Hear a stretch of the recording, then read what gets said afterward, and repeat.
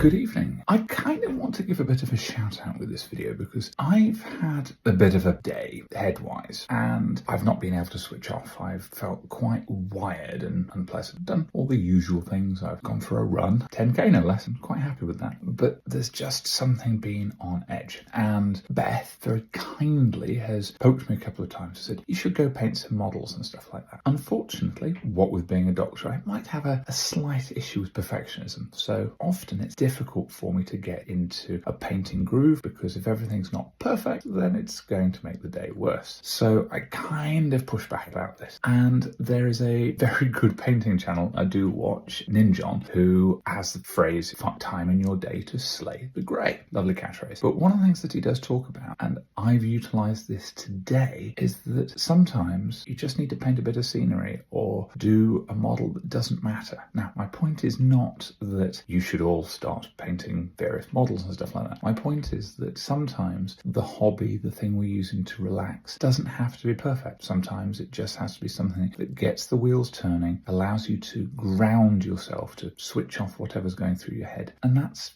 what, thankfully, at 8 o'clock in the evening, I've been able to do. I've just gone over and just painted some scenery. It's nothing particularly fantastic, and I've even just done what objectively could be a poor quality paint. But it's been enough for me to ground myself, to find a way to relax before I go to bed. And that has been crucially helpful. I feel so much better now than I did. And realistically, this is kind of a thank you to my wife, for pushing me to take time and go and do a little bit of painting. And also for a random guy on YouTube I've never met, Ninjon, for saying it doesn't always have to be perfect. And I can paint reasonably well, but that's where, as I say, the perfectionism issue comes in. So actually having somebody whose painting skills are vastly beyond mine say, actually, sometimes you can just be minimally competent, to quote a phrase we use at medical school. That was very good for me to be able to remember that everything doesn't have to be perfect. So maybe if you're struggling to relax, to unwind, whatever, maybe choose something that you can do that doesn't have to be perfect. Just a thought.